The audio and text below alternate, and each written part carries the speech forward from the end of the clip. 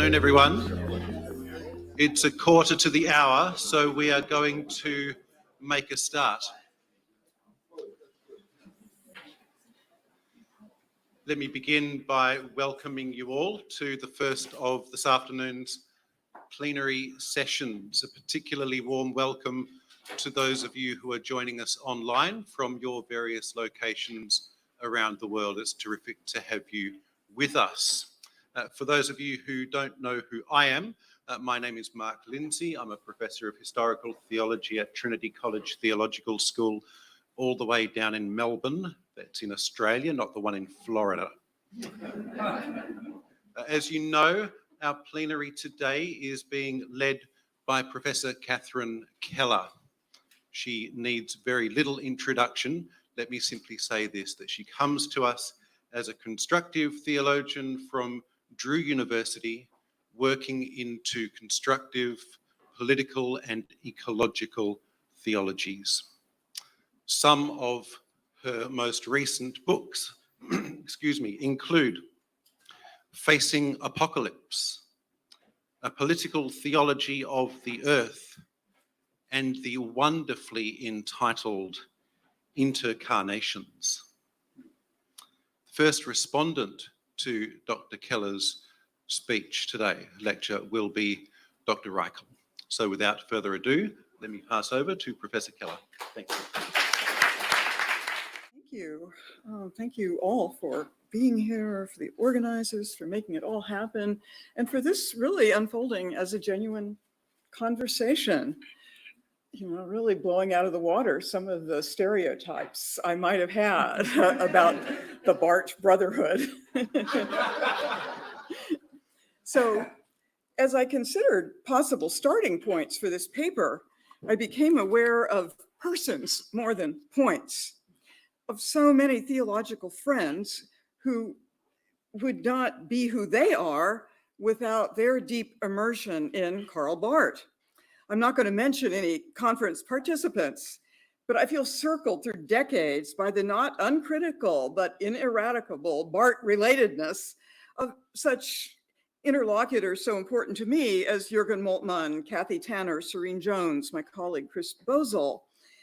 And I think most vividly, I will never forget James Cone telling me after I had offered some kind of crude put down of Barth in passing, telling me over 30 years ago in a very gracious way that he would not have become a theologian without Karl Barth.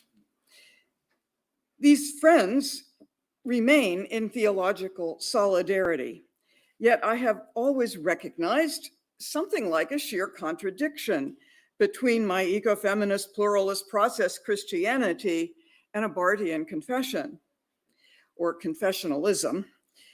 So I sense right now arising in me a 9 to my own longtime 9 to Barth. Yet this is not a matter of protecting friendships, they aren't at stake, but of coming to terms with a theological force field, indeed a theopolitical force field. And it is not a matter of a conversion to or a convergence upon an avowedly Barthian path, but of a conversation along the way of the Theologia, Viatorum. And that way I read as Barth's concept, but not as a mere pathway to, from, or within his dogmatics, nor as an identification as the way.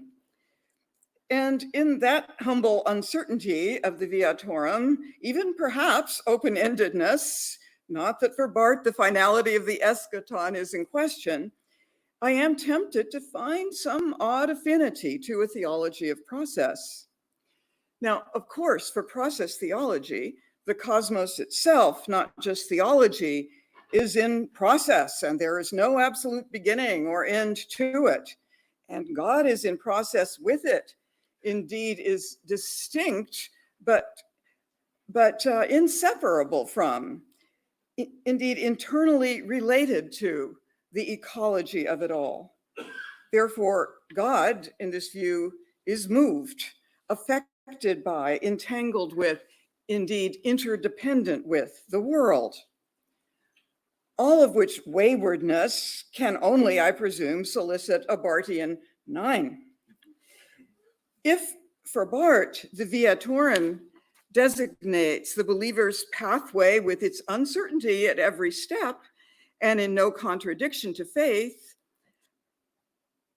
for all the differences, process theology has to here offer a limited yeah. In the interest of a more engaging relation, indeed a more creative solidarity, I want to strengthen that yeah, not just for the sake of friendship, and not only for theological truth, but for the sake of a solidarity in the face of two very current, immense, and mutually inseparable challenges, political challenges. One can be represented as the white Christian right, the other as climate change. The latter cannot, of course, be blamed on conservative evangelicals, but in their sanctification of capitalism, they do obstruct the possibility that the US will rise to the occasion of global warming before it is, sigh, too late. The notion of, too late, what a bogus apocalypse that is, a disclosure that is no disclosure at all, but neo-imperial, neoliberal closure in the works. Barthian theology, in its bonds with progressive ethics, already helps to reach conservative Christians across a whole range of issues, political and ecological. But often Barthians can do that actually better than so-called liberals because of doctrinal resonances that reverberate Christocentrically around the notion of divine sovereignty. But the aura of exclusivism and top-down power limits the needed solidarity with liberals, progressives, represented for this moment by process theology and its constitutive relationality. So I am wondering about a possible strategy for reading Barth within his own terms, in as much as I can read them, a strategy for shifting divine and derivatively human sovereignty from autocratic and masculine power associations toward a more gracious relationalism. That means a relation of reading for the sake of solidarity within our wider cosmological and on behalf of our urgently ecological entanglements. And as to the systemic relations manifesting in the Earth's climate, I realize that one does not normally reach out to Barthians for eco-theological leadership. And to my mind, that makes the conversation, as well as the significant moves already made in that direction, I'm thinking especially of David Clow, all the more important. Let me put the problem this way. How, in the face of the 9 to natural theology, and certainly therefore to process theology, perhaps the deepest Christian tradition of eco-theology, might Barth's doctrine of creation help strengthen Christian resistance to ecological destruction? In the interest of a more engaging relation, I will explore 2 doctrinal cues, hoping at least, and at last, to outgrow my own simple 9. And really, relationality is the point, both in terms of Barth-tinted friendships and of the interrelated content of the 2 doctrinal loci that will focus this conversation. Those are the question of divine power and its relationality, and the question of the creation and its ecological relationality in a time of climate peril. So, of course, there is no line of separation to be drawn between the reading of divine sovereignty and of the creation. Everything depends upon how one thinks the power of the creator, power in relation to or simply over the creature. So it was at the beginning of the millennium, in writing The Face of the Deep, that I took a plunge into Barth's Schöpfungslehre, I had become preoccupied with the first two verses of Genesis and how there is really nothing, like a mere nothing there. The earth, tohu vabohu, the tehom, and the ruach pulsing over the mayim will simply not reduce to nothing. The creatio ex nihilo might be Christian common sense, but it is not biblical. And I learned, to my surprise, my ignorant surprise, that Barth also brooks no creatio ex nihilo. But then I have to say, I was also shocked to learn how he does read that key verse, Genesis 1:2. He ridicules it. Or more precisely, he reads it as the writer's own ridicule of this ruach flapping its wings over the formless waters. But Barth's is only a second order ridicule of that which he reads Genesis itself to be ridiculing, the notion of some pre-existent, pre-creation disorder and the spirit fluttering with its chaotic tides. So in Barth's words, in that monstrous sphere, even the spirit of Elohim is condemned to the complete impotence of a bird hovering or brooding over shoreless or sterile waters. Complete impotence, flapping over sterile waters. Yeah, and this feminist theologian reading. So the imaginary does tout both masculine and feminine failure. I couldn't help but admire the audacity of Barth's rendition. Our only option, he opined, is to consider verse 2 as a portrait deliberately taken from myth of the world which, according to his revelation, was negated, and to which there necessarily belongs also the spirit of Elohim, who is not known in his reality, and therefore hovers and broods over it impotently, because wordlessly. In other words, in the second verse of the highly condensed narrative of Genesis 1, its priestly writer has taken the opportunity to paint a caricature of some speechless heathen spirit without in any way letting the reader know that that's what they're up to. So with nearly a wink to any reader perhaps before Barth, that this ridicule of a ridicule is what Genesis 1:2 is performing. And I still appreciate the chutzpah of this exegesis.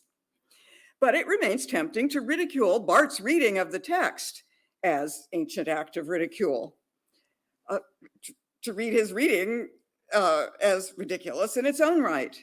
For here he seems caught in some unabashed worship of power, flagrantly male in its potency. He hammers away at that pathetically silent, impotent spirit. How, he asks, could we recognize in him, even vaguely, the God of the rest of the Old and New Testaments? Where in the Bible is there any suggestion that this passive contemplative role and function is ascribed to God? These rhetorical questions offer a familiar and Protestant manly mockery of the mystical stillness embraced in contemplative Christian traditions. And my inner Quaker still shudders when I read him there.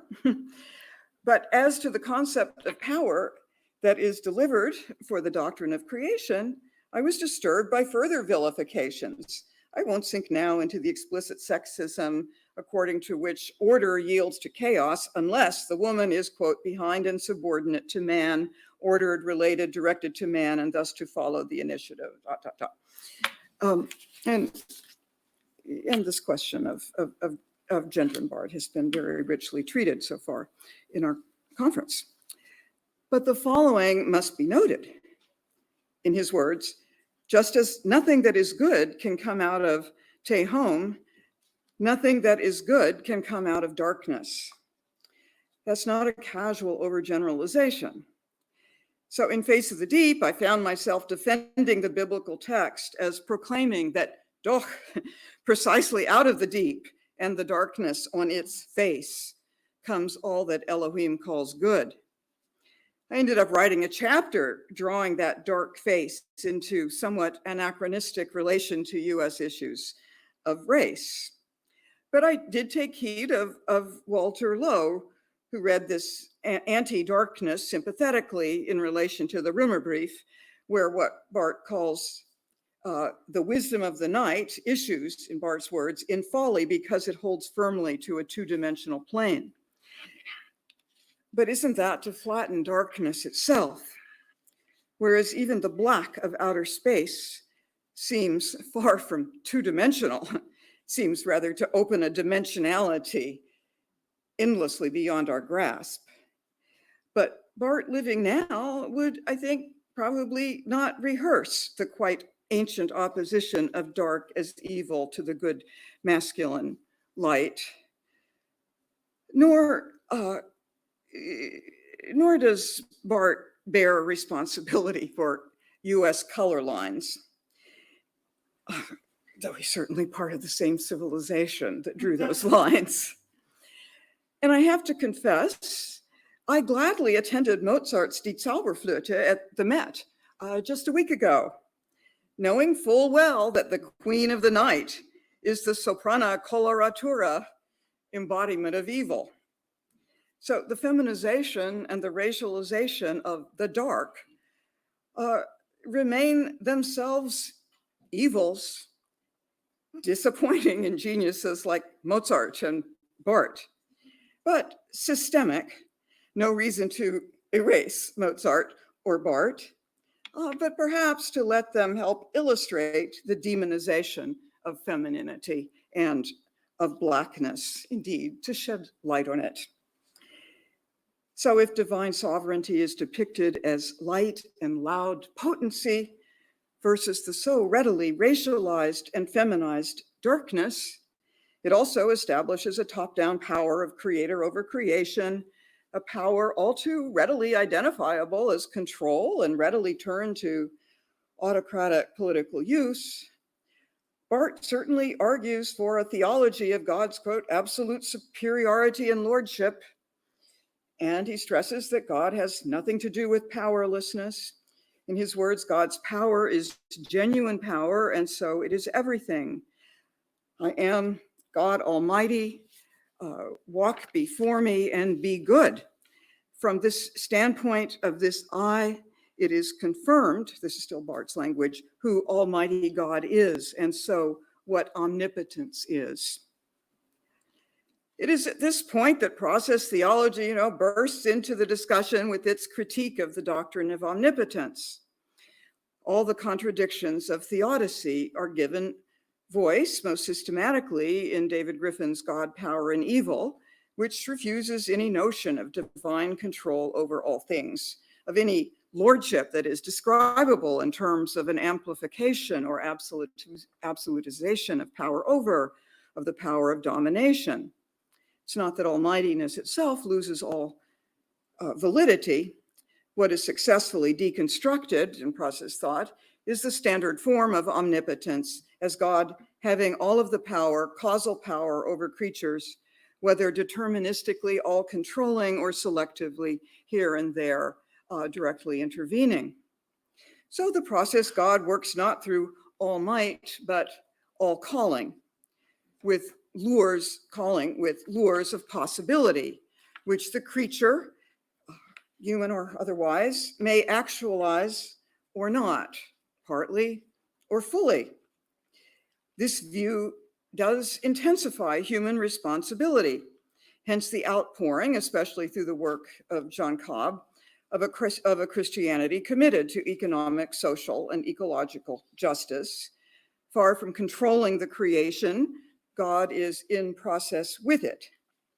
Chaos is a part of that process, as I have stressed more than other process theologians, and somewhat to their annoyance at times.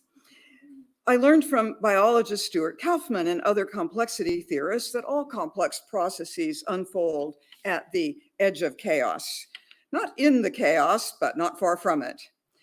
So in process theology, sovereignty is not a frequent trope. Rather, the experimental signifiers of God as primordial and consequent nature came into play. The primordial nature meaning God's agency working as the initial aim in its proffering moment by moment of possibility. And the consequent nature meaning the compassion, that feels with, that is moved by all, really all, that becomes actual. In that sense, the creation becomes moment by moment part of what God is. So God's being is also becoming. It does not control, but calls. We read its agency as persuasive rather than coercive power, not powerlessness, in other words, but the power of possibility. So in this paradigm, God does not appear as the Almighty. Okay, but neither does the Almighty appear as such for Barth. That is what I have only understood in preparing for this conference. His patriarchal rhetoric of sovereignty had earlier blinded me to this truth. And indeed, the assertions are constant, as I quote, "In the Apostles' Creed, there stands in place of all possible descriptions of the nature of God, this one word, that he is almighty, and significantly in connection with the expression Father. The one word explains the other. The Father is almightiness, and almightiness is the Father," end of quote. But then it is exactly in that 47 passage that he goes on to say the following, which I'll quote at length. "Perhaps you recall how, when Hitler used to speak about God, he called him the Almighty. But it is not the Almighty, der Allmächtige, who is God. We cannot understand from the standpoint of a supreme concept of power who God is. And the man who calls the Almighty God misses God in the most terrible way. For the Almighty is bad, as power in itself is bad." So it took me some rereading to grok this disarmingly simple claim. The Almighty is bad, along with his apparently contradictory claim in the same passage that God is almighty. The Almighty is bad, God is almighty. It seems to come down to this: giving God his properly biblical attribute of all power is fine, indeed crucial. The problem comes in making the attribute into its own name, the Almighty, der Allmächtige. That is when power opens up to fascism. The passage then makes brilliantly clear that power in itself, power for itself, is not divine but evil, meaning for him the chaos and its free arbitrariness or revolution of nihilism for which Hitler served as the exemplar. So as I finally realize, even without appealing to the Barmen Declaration, one may insist that Barth's theology eludes any model of mere divine power over. He does say he is distinguished from all other powers by being able to do what he wills to do. So a process theodicy will grumble, then didn't he will to or want to bring Hitler down before the millions were slaughtered? But one might, with the process inflection, say, God does not will to do what God cannot do, or vice versa, and God cannot simply intervene with efficient causation to stop a dictator. Indeed, God does not will to have that sort of power, which would itself be dictatorial power. Barth continues, "Where powerlessness comes into question, there we'd have not to do with God. Where God is imagined in any sort of apartness, in great remoteness, he is not the one who is meant, but rather a being who is fundamentally weak." And I think process theology can agree. God does not signify anything remote and distant, let alone powerless, but rather one intimately immanent to every creature, calling in and for transcendence in its sense of moving beyond, not into distance, but into relation. Barth, God is the context, the determination, the limit of all that is possible. And in that line of Barth, there is some affinity to the process primordial nature of God, which confers imminently possibility and to the consequent as the living context that receives whatever is actualized. Importantly, Barth distinguishes divine power from mere potentia as power in itself. It is indeed, divine power for him is instead potestas, legitimate power based upon law, his language. He then asks, what does law mean? Now, his answer can read as a circular argument for sovereignty, and that's how I would have read it until recently. He writes, God's power, and thus the power of the law, consists in the fact that it is the omnipotence of God the Father. So the law is legitimate because it is God's power, which is the power of the law. But really, the Father is the tip-off. God's omnipotence as the power of law, he writes, is thus the power of the God who is in himself love. So then, no arbitrarily imposed law, no dictatorial Macht an sich. But again, his words, God's power is holy, righteous, merciful, patient, kindly power. So a process thinker can stay the path with this patient power. I do recognize in this lawful order a source of resistance to any sovereignty of control. I recognize it now. It can strengthen the rule of law in the form of social justice and ecological solidarity, where Barth writes that, quote, the grace of God and the omnipotence of God are identical.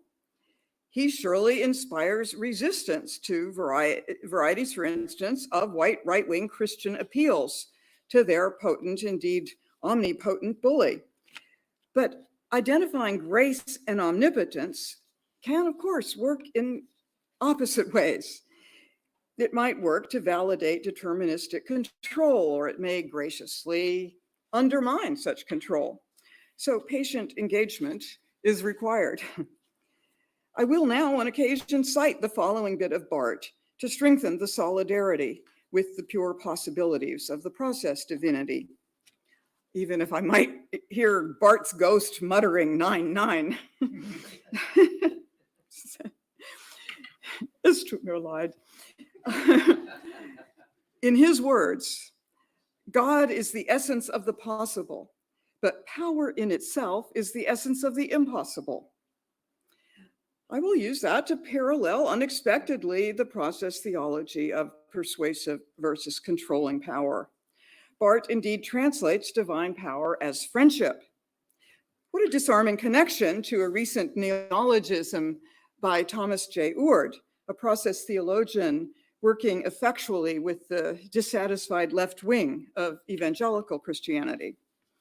His most recent book is called The Death of Omnipotence and the Birth of Amipotence, love power, or with a French accent, ami, friend power. Oord tracks how omnipotence was not born of scripture in the first place and dies the death of 1,000 qualifications. Amipotence, a lovely play on the amity of the one even Barth would not call the Almighty. Of course, trying for such an amicable reading of Barth remains strategic for the sake of solidarity in Christian social and eco-justice work.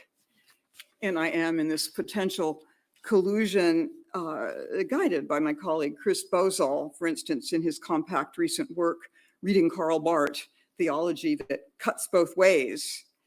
By that he means cuts right theologically, left sociopolitically. He collegially points out to me that I have failed so far to make the most important point.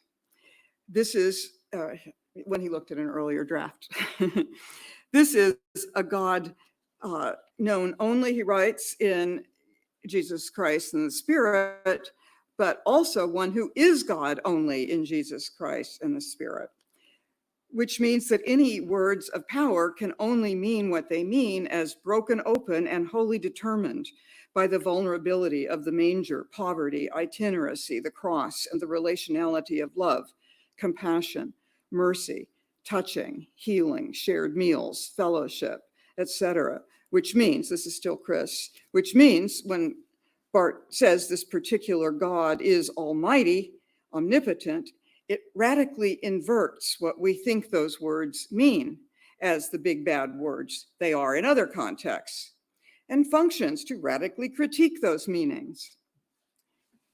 And I believe this critique can immediately intensify the strategic solidarities we need. But I still won't project onto Barth the eco-theological relationalism of the sort that I find key to motivating the needed action.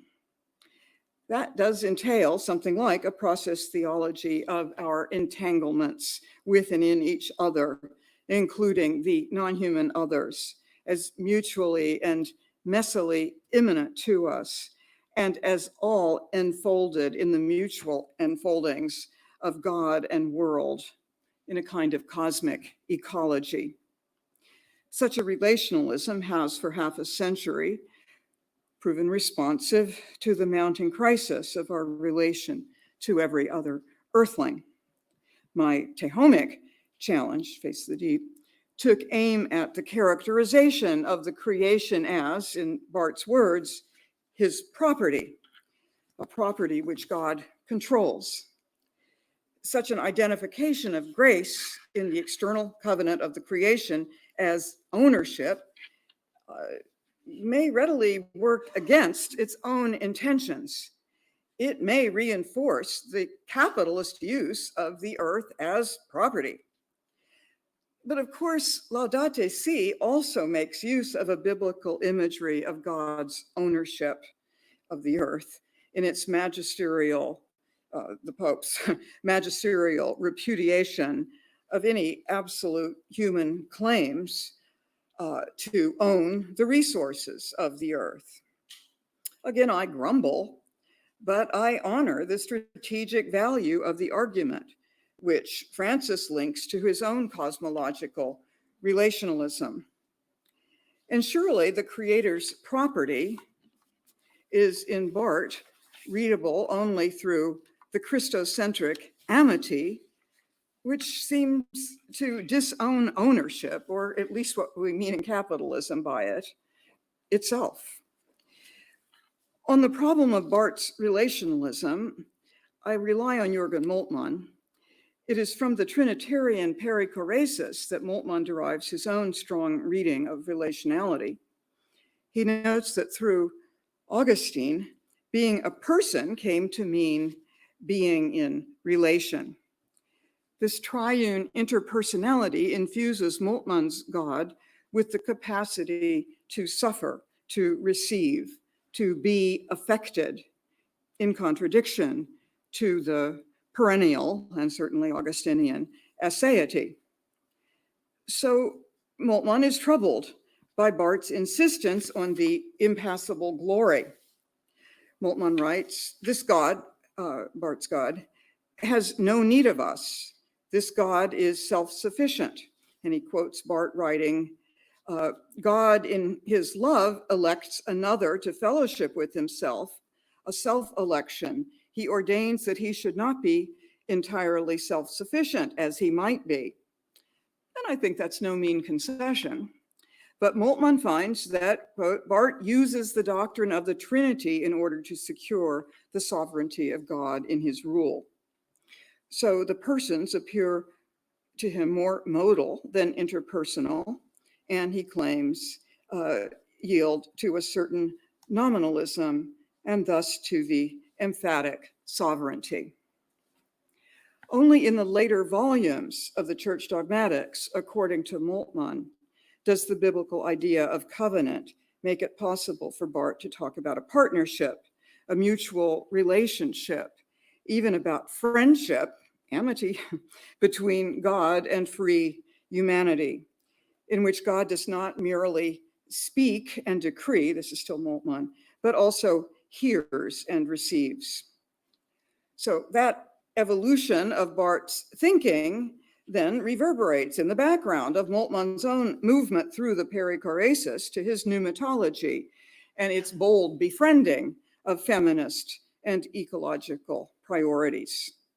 Moltmann's receptive and suffering God can rather well be identified with the Whiteheadian God as poet of the universe, whose consequent nature suffers all that comes to be. You know, God is the poet of the world with tender patience, leading it in his vision of truth, beauty, and goodness towards the end of Process and Reality.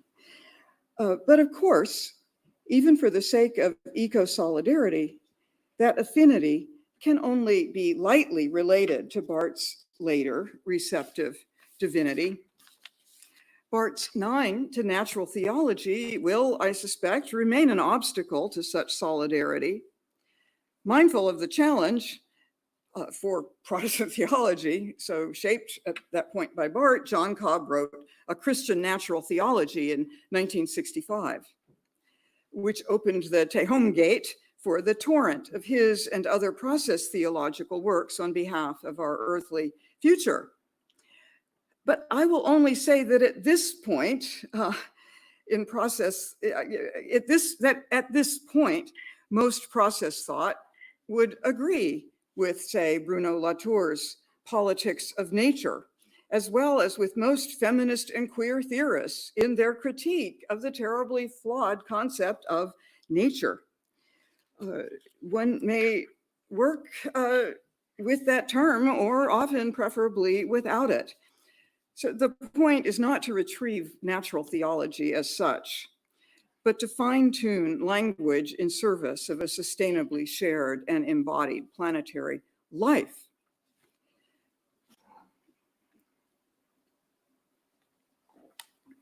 Nor is my point to go anachronistically to Barth for ecological prophecy.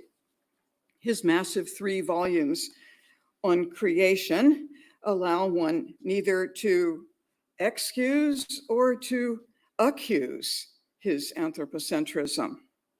He reads creation as the external basis of the covenant, covenant as the internal basis of the creation. So the material world, while externalized, is not separable from the heart of the covenant. In his words, the divine covenant of grace is the meaning of this world. I'm sure he would have said earth or universe if he were writing now. The divine covenant of grace is the meaning of this Welt, and God's free mercy, his superior help and deliverance and emancipation are what he purposes for his creation. So the distinction of external and internal may not actually be producing what one fears, a kind of fundamental dualism. Indeed, the Genesis distinctions between creatures, as for example, between land and ocean and its past tehomic chaos, are read as gifts of habitability, and the distinction between us and other living creatures is not rendered as simple hierarchy. I'll just note there one seed of ecological promise. Concerning the emergence of plants, Barth writes, every living creature is alive because of that which it has in common with the vegetable kingdom, and it remains alive because it finds its food, its spread table in the vegetable kingdom. And then he writes, the plant is undoubtedly created for its own sake as well. I meant to do a drum roll before that line. For its own sake as well. For its own sake. Yeah, so how often has that point gotten made in the history of theology, at least before the eco-theological past half century? And there follows a meditation, which I will read at some length, drumming it into my own mind, because its rendition of sovereignty has so surprised me. Okay, Barth. Only in its superabundance will the plant later serve the purpose of the table. When man finally appears at the center of all the older circle of creation, and when it is shown, in fact, that everything must serve him, it must not be overlooked that man is thus revealed to be the most necessitous of all creatures. Will his sovereignty over plants and beasts consist in anything but the fact that he has more to be grateful for than these other earthly creatures? And I want to reread that, but I won't, because you already know it. More to be grateful for than these other earthly creatures, not only for his own existence, but for that of the whole earthly sphere, which is the indispensable presupposition of his own? Will he be able to exercise and preserve his sovereignty otherwise than by expressing thanks, both in his own name and at the same time in the name of all other earthly creatures? In this way, and this is still him, in this way, as the highest of the living creatures, among which the plants now appear as the lowest, he will really have to be and remain the lowest. And one more line. What is prefigured in nature is the covenant of grace, the order in which only the last can be first, but the first must be and remain and continually become the very last. In other words, humans with our dominion are highest only as the most needy, the most dependent, and only retain our sovereignty if we are expressing full gratitude in the name of all other earthly creatures. Here, human dominion is pitted brilliantly against what we now call anthropocentric exceptionalism. Yeah? I see no reason not to correlate this insight with the process cosmology of creaturely interdependence, in which human sovereignty is not stressed, but human evolutionary lateness, complexity, and distinctness certainly is, and for which every creature, every actual occasion, inorganic microcosms like electrons and atoms, as well as plants and animals, all have intrinsic value. All live as creatures for their own sake. Of course, I realize that Barth's lovely green gesture does not undo the notion of creation as God's property under his sovereign rule, inimical with the creativity unrolling at the edge of chaos. His Christocentrism might or might not keep the potency amicable, at least when his Christocentrism gets deployed out in the world. And a self-enclosed Barthianism would probably remain uninterested in the insights of other faiths, let alone of a Christianity that, like John Cobb's, finds precisely through Christ openings to the truths of other pathways, like of every other religion. Yet Christian pluralism does remain crucial to broad political solidarities, national and international. And that self-enclosed Barthianism would, I think, oppose the humbling apophaticism that contemplates the darkness on the face of the deep. It might mistake the cloud of unknowing for the mystification of a mere deus absconditus. At any rate, process theology, even my form of it, never resorts to sheer or mere apophasis. If it did, its ecology, for instance, would betray both the warnings of science and the needs of earth. An apophatic theopoetics knows that our unknowing is not always luminous in its darkness. It remains profound and risky. As Barth, even if he claims that the revelation as the light of Christ dispels all darkness, seems not to forget that uncertainty and its risk. And that unknowing may keep creative solidarities, indeed canonic ones, possible. At any rate, it is my own apophatic uncertainty that lets the likes of me hear Barth with fresh ears, for the sake of politics as well as of community.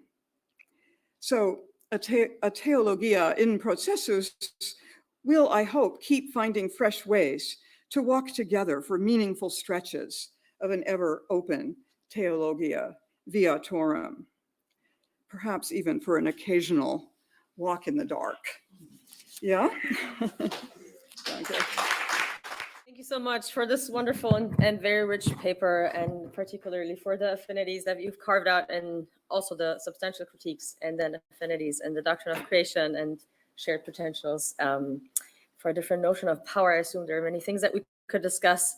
And I will, if you will permit me, I will do a side comment, because I just could not help but notice how you kind of performed a concrete exercise in canonic solidarity in the kind of way that I was proposing earlier in my own talk. So if this seems self-gratifying, I apologize, but you used the word solidarity several times, and so I'm latching onto it. You kind of performed an act of becoming neighbors with Barth. I remember your working title when you first presented some thoughts was, "But some of my best friends are Barthians." And so, right, this is there's this gesture of he comes into your vicinity, and thus you decide to become a neighbor to him, not because of a preceding affinity or anything you share with him necessarily, but allowing one to emerge because of your decision to extend the friendship that you have with Barthians to Barth, an act of hospitality. So I just love that. And in all these conversations, I was really struck by the grace and generativity that you embodied in this reading each other for the sake of solidarity, which I think, as we see it performed by you, right, can happen without fear of being compromised by doing so, and without an ambition to redeem and save or appropriate the other, but actually letting the other talk for a moment, right, and listening, and that can actually work. But of course, my claim that this is an exercise in the model that I've proposed is utterly ridiculous, because of course you're simply embodying some of the virtues of process theology proper, that process theology has been asserting on its own terms for a long time. And if we're honest, which maybe with much more consistency than what we would get out of Barth typically, right? So the being and process, continuity, and degrees of difference rather than stark antagonisms, the openness to possibility, and even opening up of possibility in an attitude of relationality and of becoming together, and even embracing some of the chaos that invariably attends any real creative process. So I don't need to appropriate you for a Barthian stance here, even in the somewhat side model that I drew out of him earlier. Even as it is wonderful to see how here a Barthian theology and a process theology may become legible to one another. So I just want to take this opportunity first to thank you, and then also to just ask you for your wisdom and discernment, right? So the models I presented earlier were overly abstract. And maybe the question, often for political and theopolitical discernment in our times, is the discernment of when we extend this hospitality of making neighbors, and when we draw lines, because both seems crucially important. And sometimes it is important to draw a line, and you also toyed with the no, right? No solidarity here, no affinity to be had, because there can be only harm.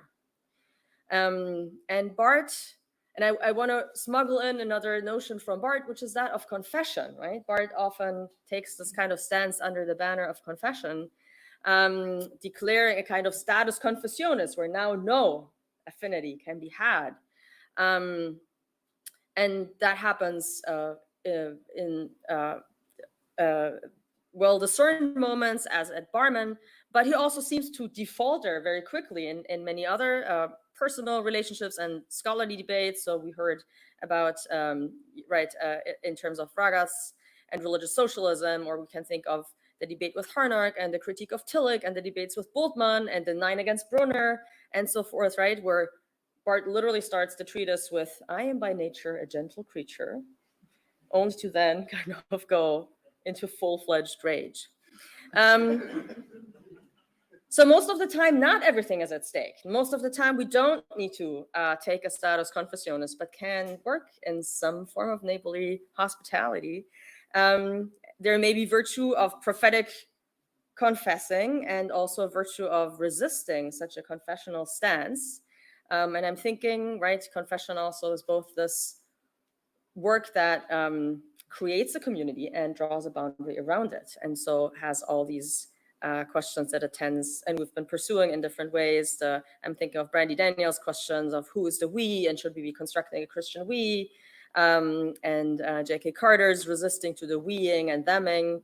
And Barth theoretically was actually quite reluctant to such a stance. And in the 1920s, when he was asked by the Reformed churches, right, about the possibility and necessity of a unified Reformed confession, he said, we should not be so quick to jump to that. That may not actually be desirable to try and attempt to achieve a unified confession. There are things that are only permissible and possible, he says, when they become necessary. And most of the time, they're not necessary. We shouldn't do this because of the effects it also has. And you have, in your generosity, resisted this temptation to draw a boundary and to say a no and to take a kind of confessional stance against Barth. So I simply wanted to ask your wisdom of discernment, right? Most of the time, not everything is at stake. When do we, and how do we know when to draw this line, when to take that stance, and when we can have the openness to make someone our neighbor, to extend this friendship, even by proxy sometimes, then to go further? Thank you. Yeah. This is all kind of fun, isn't it? Yeah, so there's no more important question, really, than Hannah's. You know, like, in the face of significant difference, when do we allow ourselves to be affected by entering into engaged relation, which will change our perspective, and we're silly if we don't know that. So when do we open ourselves to genuine relationship with real difference, even if it's just in the interest of winning converts to our own causes, whatever? When do we enter into that relationship, and when do we need to draw the line and say no? This difference is actually not negotiable. What I am hearing represented is toxic, is poisonous, is part of the superstructure that is the problem and therefore can't be the solution, is part of the white supremacist, imperial, colonial, neo-colonial version of Christendom. So when do we know? How do we know how to draw that line? I think I probably would want to take several apophatic deep breaths before ever drawing such a line. And that means we let ourselves come up pretty close to the other, take in some of the influence. And then I think we have to observe, and maybe meditatively, but really observe if there is a form of reciprocity that is genuinely possible, right?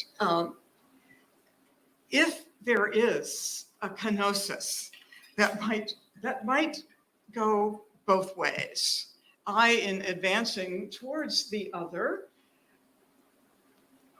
opening up possibly to some shift in my own perspective in order to be in good communication and better communication, and participating, I think, in a kenotic flow. I think that that is the kenosis that makes perhaps that makes solidarity possible. There is already a bit of a self-opening, a self-emptying that moves. And I, by the way, would love to draw Buddhism into our discussion of kenosis. I probably have in some essay 30 years ago, but you know, the way in which Buddhism is centered around the teaching of shunyata, of emptying, of self-emptying, therefore liberation from the ego. I think very helpful for Christians, not to convert them, but to illumine something here about the character of the kenosis in play. So when that kenosis is happening, I need to be aware of my vulnerability or that of my position, my team, my people, my planet, and to be aware of it. But I have to therefore be aware of the real threat, the real danger, and that allows me to read whether there is a reciprocity of the kenosis. And I think if those steps, however microcosmic, aren't happening, then it's important to back off and to renegotiate and to reconsider. So I think there is something about perceiving a mutuality of kenotic respect that can allow the conversation to move into the more risky zones of difference, and what a certain mutuality of kenosis then perhaps makes possible, and it does this in minor degrees all the time in anything that is a community, in any healthy family, let alone in a political movement.